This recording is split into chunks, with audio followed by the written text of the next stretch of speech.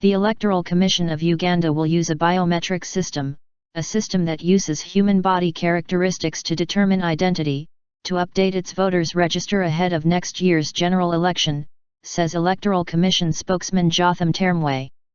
Denying reports that the Electoral Commission lacks funds needed to organize the elections within the next 10 months, Taremwa says the electoral body needs about $90 million to organize the elections.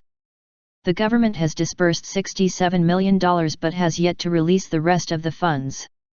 Some opposition politicians expressed worry that the ruling National Resistance Movement, NRM, could use the lack of funds to rig the election to ensure incumbent President Yoweri Museveni wins the presidential vote. Taremwa disagreed. He says he is assured that the administration in Kampala will release the rest of the funds the commission needs to organize the vote. I am very confident that government will give us this money, and we will organize these elections. When we launched our roadmap, we requested funding in 3 different financial years, said Taremwa. So, each financial year, we outline the key activities we will be undertaking in preparation for the general election. Throughout the process and the period, government has been giving us that money, and we are hopeful government will give us the top-up and we hold the elections. Nobody should get worried about no holding elections, he added.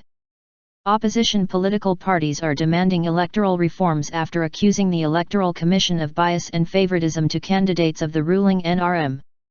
They are also demanding a complete overhaul of the electoral register used for the elections. Taremwa denied the accusations. He says the Electoral Commission will implement new measures to prevent voter irregularities and possible rigging in the next election. We are in the process of updating the voters' register. So what we did was that the country recently did the enrollment of its citizens for purposes of issuances of national ID identification, and we started with 16 years and above, and the reason was those who were 16 years and above by 2016 they would be 18 years, said Taremwa. So, we have corrected the biometric data from the data bank from that registration exercise.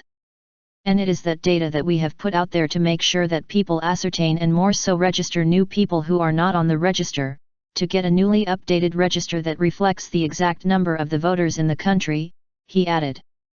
Taremwa says the Electoral Commission aims to implement the new biometric measures to prevent voter irregularities and rigging during polling.